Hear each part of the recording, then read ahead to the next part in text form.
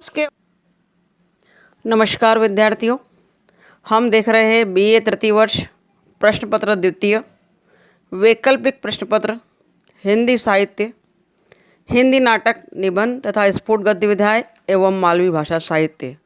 BA तृतीय वर्ष प्रश्न पत्र द्वितीय हिंदी साहित्य, मालवी भाषा साहित्य को देख रहे हैं, जिसका पेपर जल्दी ही होने वाला है। तो आइए देखते हैं इस पेपर में इकाई 1 में आपको क्या क्या पढ़ना है। पहले सिलेबस पर बात करते हैं, फिर कुछ इंपॉर्टेंट क्वेश्चन जो एग्ज़ाम के पॉइंट ऑफ व्यू से आपके लिए बहुत ही महत्वपूर्ण है, मिलने वाले हैं आपको। तो आइए जल्दी से देखते हैं आईएमपी प्रश्नों को। पहले देख रहे हैं इकाई 1 में व्याख्याएं पूछी जाएगी आपको। नाटक कौन सा होगा? भारत दुर्दशा, भारतेंदु आप देख सकते हैं स्क्रीन पर, अथवा स्कंदगुप्त जयशंकर प्रसाद, अथवा आषाढ़ का एक दिन मोहन राकेश। इस नाटक से कुछ व्याख्याएं आपसे पूछी जा सकती है। इसलिए विद्यार्थियों, अगर आप भारत दुर्दशा, स्कंदगुप्त और आषाढ़ का एक दिन नाटक अच्छे से पढ़ लेते हैं, देख लेते हैं गूगल से, यूट्यूब से या पुस्तक से, तो आपके लिए बहुत ही बेनिफिशियल होगा। इकाई 1 में ही निबंध कविता क्या है? पंडित रामचंद्र शुक्ल, कुटच हजारी प्रसाद द्विवेदी, संवत्सर अज्ञे द्वारा तथा उत्तरा फाल्गुनी के आसपास कुबेरनाथ राय। ये सारे निबंध पर कुछ व्याख्या आपसे पूछी जा सकती है। पेपर पैटर्न कैसा होगा? व्याख्या कितने नंबर की होगी? प्रश्न कितने नंबर के होंगे? प्रीवियस वीडियो में मैं बता चुकी हूँ, आप प्रीवियस वीडियो पर जाकर देख सकते हैं कि पेपर पैटर्न कैसा होगा, क्योंकि मैंने पेपर की कॉपी भी आपको प्रोवाइड की है, समझाई है, एक्सप्लेन की है। तो पुराना पेपर, पिछले साल का पेपर यूट्यूब पर अपलोड किया गया है, उसे देख सकते हैं कि उसमें से व्याख्याएं कितने नंबर की, कितने अंक की पूछी गई है। आइए हम बात करते हैं इसी में इकाई 1 में। क पार्ट तो आपने देखा है, ख पार्ट पर बात कर रहे हैं। ख है मालवी भाषा साहित्य, संत पीपा, आनंदराव दुबे, बाल कवि बैरागी एवं नरहरि पटेल की निर्धारित रचनाओं से व्याख्या।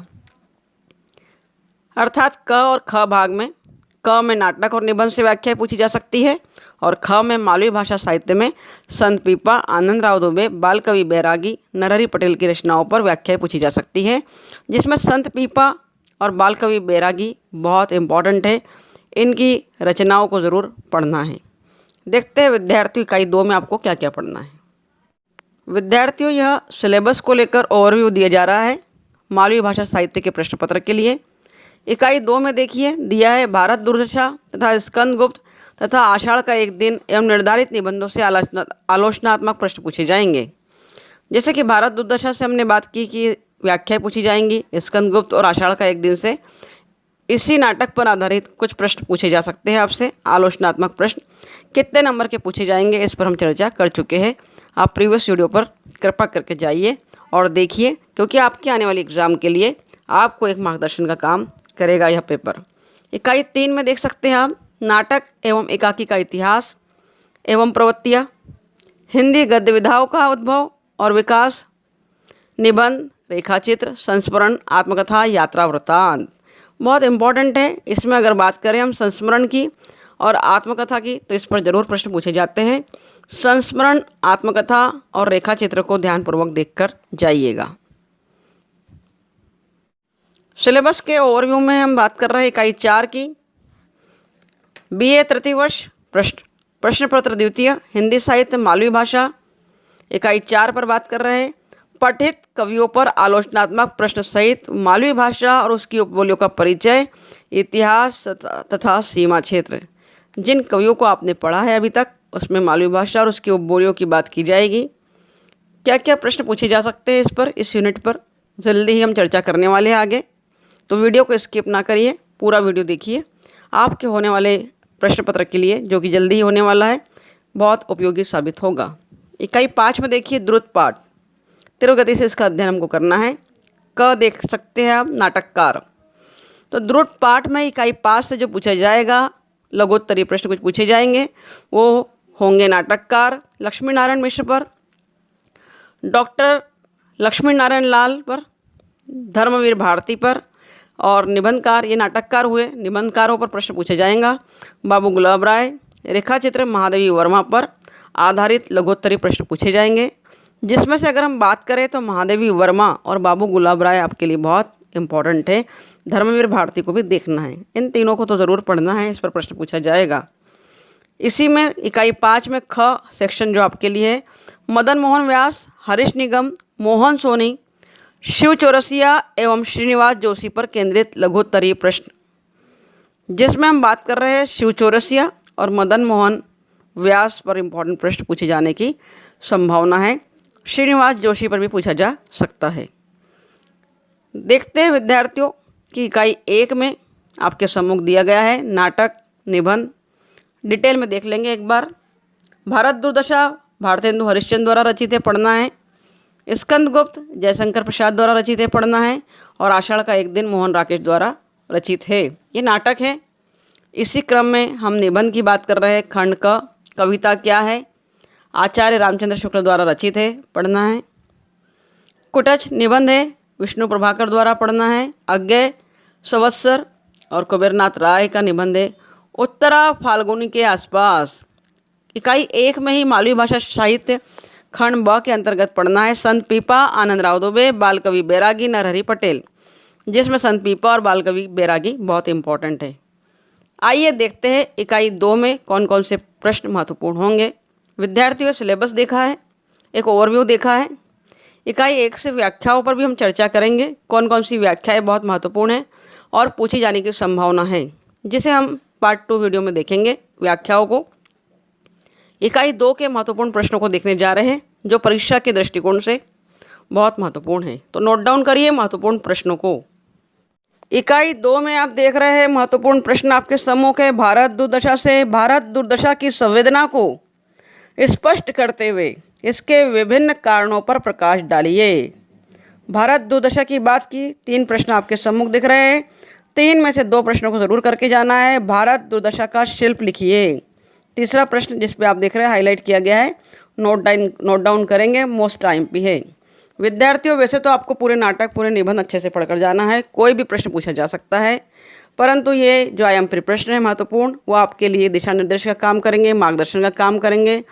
कोई गारंटी नहीं है कि यही का यही प्रश्न पत्र यही प्रश्न उठकर आएंगे, इसलिए अपना अध्ययन डीपली ज़रूर करके रखिए, करते रहिए।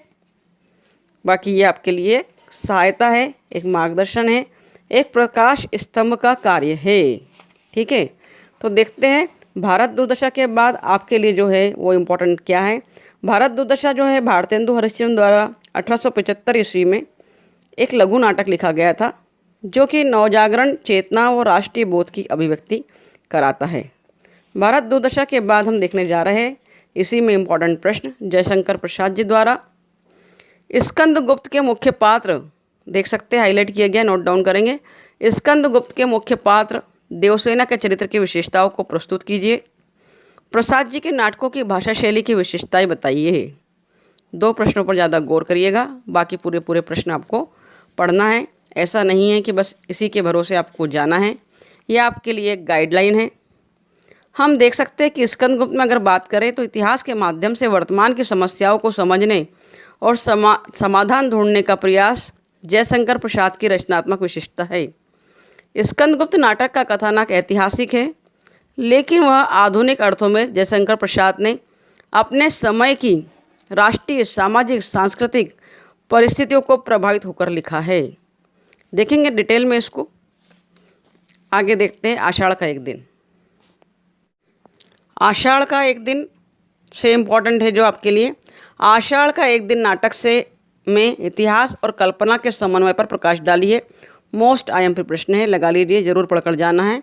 और इसी क्रम में 10वें नंबर का प्रश्न दिख रहे हैं, आषाढ़ का एक दिन नाटक की नायिका मल्लिका का चरित्र चित्रण कीजिए। और भी प्रमुख प्रश्न हो सकते हैं, डिटेल में अध्ययन करना है। सहायता के लिए 2 प्रश्नों पर फोकस किया गया है।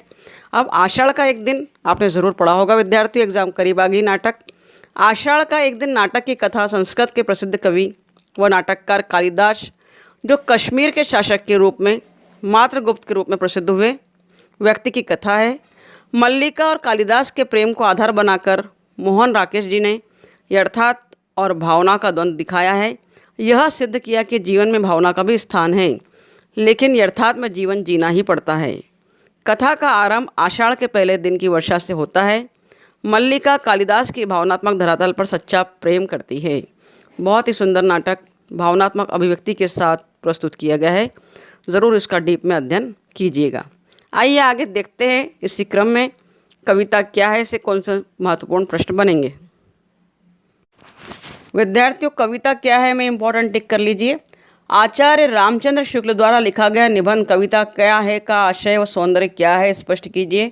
वेरी वेरी वेरी IMP है, आने की संभावना है। और अगला प्रश्न है, आचार्य रामचंद्र शुक्ल की निबंध कला पर टिप्पणी लिखिए। आप देख सकते हैं स्क्रीन पर हाईलाइट किया गया है। तो कविता क्या है?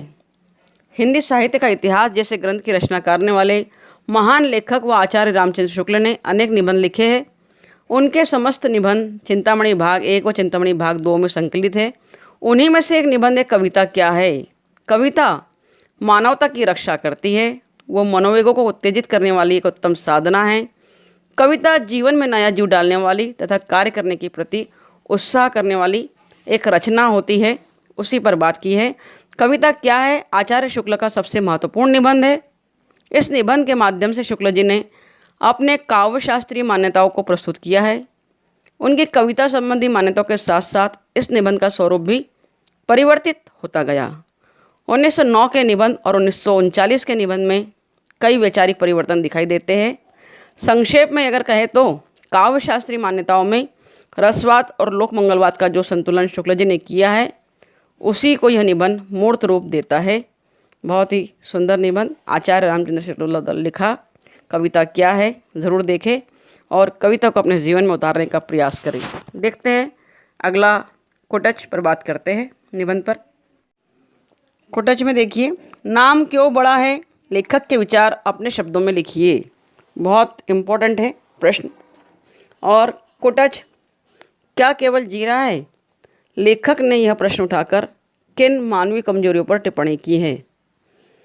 देखिएगा, कुटच जो लेखक है, कुटक जो कविता है उसे जो लिखा गया है वो है, उसके लेखक हजारी प्रसाद द्विवेदी जी है।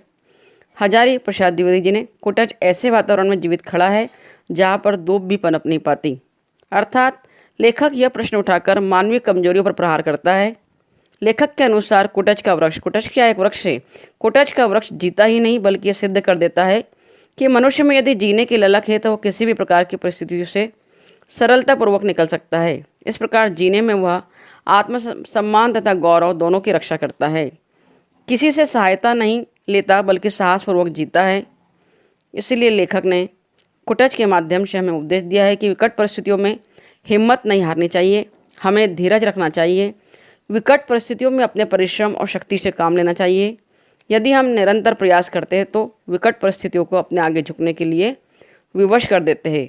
विकट परिस्थितियों से गुजरने वाला व्यक्ति सोने के समान चमक कर निकलता है।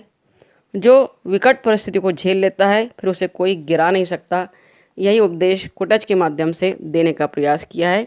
इसे भी सार रूप में पढ़िएगा ज़रूर विस्तारपूर्वक। देखते हैं संवत्सर पर। संवत्सर में देखिए इम्पोर्टेंट अज्ञे जी द्वारा लिखित अज्ञे के व्यक्तित्व एवं कृतित्व पर प्रकाश डालिए या निबंध लिखिए। विस्तार में पूछा जाएगा। उत्तरा फाल्गुनी के आसपास पर आ जाइए। उसमें देखना है आपको कुबेरनाथ राय द्वारा रचित निबंध उत्तरा फाल्गुनी के आसपास की विषय वस्तु पर प्रकाश डालिए और उसकी समीक्षा कीजिए। उत्तरा फाल्गुनी प्रस्तुत निबंध में उत्तरा फाल्गुनी शब्द का प्रयोग नक्षत्र के लिए न करते हुए मनुष्य की एक विशेष अवस्था के संदर्भ में किया गया है। लेखक कहते हैं 40-45 वर्ष की आयु का समूह उत्तरा फाल्गुनी कहलाता है और उससे पूर्व के समय को अर्थात आयु को लेखक बहुत अधिक महत्वपूर्ण मानते हैं। कहने का अभिप्राय यह है कि 30 वर्ष से पूर्व की आयु का समय मनुष्य के लिए ऊर्जा काल का होता है। इसी पर विस्तारपूर्वक कुबेरनाथ राय ने इस निबंध में बात की है, तो इस पर अध्ययन कीजिएगा। आइए देखते हैं इकाई 3 को। इकाई 3 में देखिए नाटक से क्या आशय है, नाटक के प्रमुख तत्वों की विवेचना कीजिए। नंबर 2 पर देखना है हिंदी के नाटक के उद्भव एवं विकास पर प्रकाश डालिए। और तीसरा मोस्ट IMP प्रश्न है हिंदी एकाकी के उद्भव एवं विकास की समीक्षा कीजिए।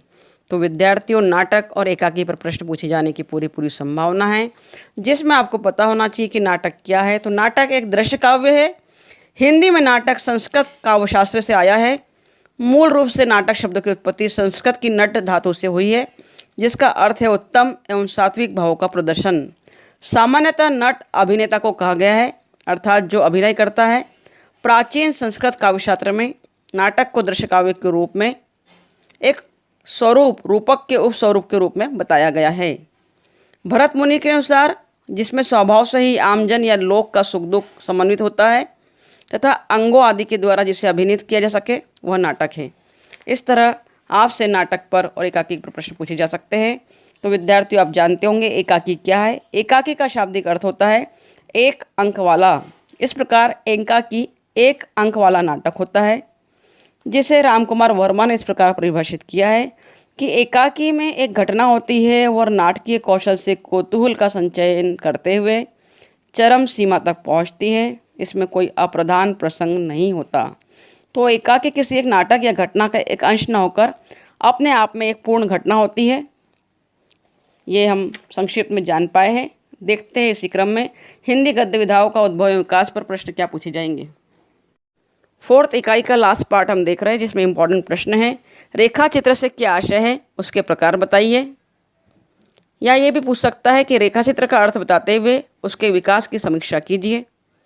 इसी यूनिट में अगला प्रश्न जो हो सकता है मोस्ट IMP लिखिए, हाईलाइट भी किया गया है। संस्मरण पर एक टिप्पणी लिखिए। यात्रा साहित्य आप देख रहे हैं, एक नज़र मार लेना। आत्मकथा से क्या आशय है, मोस्ट IMP प्रश्न है। हिंदी के प्रमुख आत्मकथा लेखकों के बारे में बताइए। तो हम आत्मकथा, रेखा चित्र और संस्मरण को जरूर पढ़िएगा विद्यार्थियों। तो आइए संक्षिप्त में देखते हैं आत्मकथा, रेखा चित्र और संस्मरण क्या है। संक्षिप्त में देखिए रेखा चित्र का आशय। रेखा चित्र से आशय शब्द चित्र से है। रेखा चित्र गद्य की एक नवीन विधा है। यह एक गंभीर रचना है। यह एक ऐसी रचना है जिसमें व्यक्ति, वस्तु या दृश्य का उल्लेख करते समय वर्ण विषय की आकृति उपस्थित होती हुई प्रतीत होती है। अर्थात जिस प्रकार किसी चित्र द्वारा दर्शक के हृदय में रेखाओं के माध्यम से भाव विशेष को जागृत कर दिया जाता है, उसी भांति रेखा चित्र के माध्यम से शब्दों की सहायता से एक ऐसा वातावरण उपस्थित कर दिया जाता है जिसके कारण ऐसा लगता है कि वर्णित व्यक्ति, वस्तु या दृश्य दृष्टा के समक्ष खड़ा है। देखते हैं इसी क्रम में रेखा चित्र के बाद संस्मरण क्या है। तो संस्मरण हिंदी गद्य की अपेक्षाकृत एक नवीन विधा है। संस्मरण का सामान्य अर्थ है स्मरण करना। साहित्य की एक विधा के रूप में प्रयुक्त की जाने पर इस शब्द द्वारा स्मृति के आधार पर किसी व्यक्ति, वस्तु या घटना के संदर्भ में लिखी गई रचना या ग्रंथ को संस्मरण कहा जाता है। विस्तार पूर्वक भी विद्यार्थियों इसे देखेंगे, आपको पढ़कर जाना है।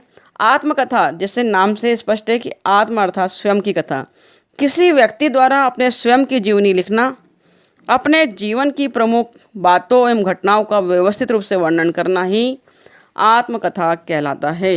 देखते हैं इसी क्रम में इकाई 5 के महत्वपूर्ण प्रश्नों को। इकाई 4 में कुछ प्रश्न शेष थे हमारे। हम बात करते हैं संत पीपा का संक्षिप्त परिचय देते हुए काव्य धारा में उनके योगदान पर प्रकाश डालिए। ये प्रश्न इंपॉर्टेंट है। बाल कवि बैरागी के मालवी भाषा को दिए गए अवतरणों पर संक्षिप्त रूप से प्रकाश डालिए। और मालवी कविता में नवीनता लाने वाले नरहरि पटेल के साहित्य में स्थान पर प्रकाश डालिए। इन तीनों पर आपको बात करना है।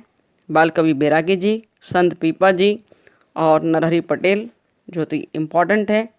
अगर हम बात करें संत पीपा के बारे में तो राजस्थान के प्रख्यात लोक संत एवं भक्त कवि पीपा का जन्म 1390 के आसपास झालावाड़ जिले के गांगरोन नामक स्थान पर हुआ माना जाता है। इसके अलावा डिटेल में आपको बाल कवि बैरागी जी को भी पढ़ना है। अगर बाल कवि बैरागी जी की बात करें तो बाल कवि जो बैरागी हुए उन पर हम चर्चा इस प्रकार भी कर सकते हैं।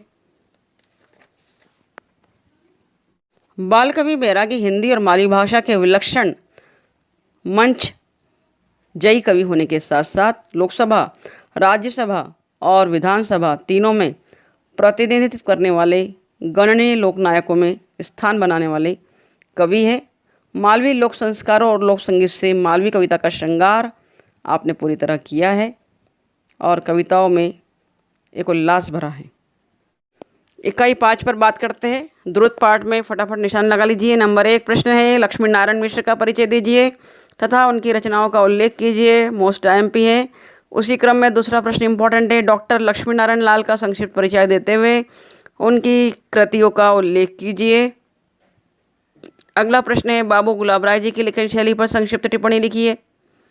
इसी क्रम में अगला प्रश्न धर्मवीर भारती जी पर देखिए। धर्मवीर भारती का जीवन परिचय एवं साहित्यिक परिचय संक्षेप में लिखिए। धर्मवीर भारती के भाव पक्ष कला पक्ष को समझाइए। मोस्ट इंपॉर्टेंट प्रश्न है। महादेवी वर्मा, ये प्रश्न जरूर पूछा जाता है। महादेवी वर्मा ने हाईलाइट किए गए प्रश्नों को टिक मार्क करेंगे।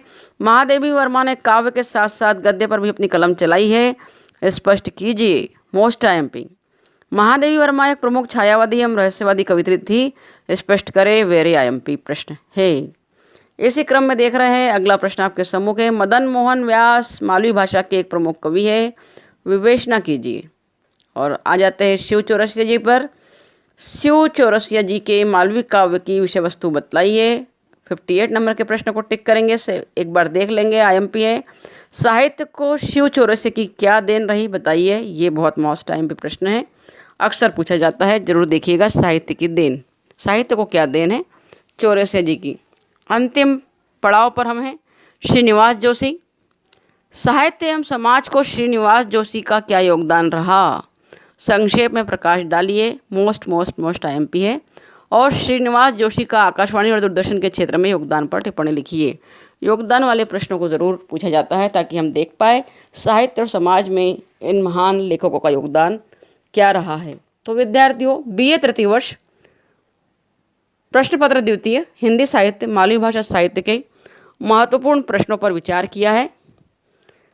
इसी क्रम में ये पार्ट 1 देखा था हमने।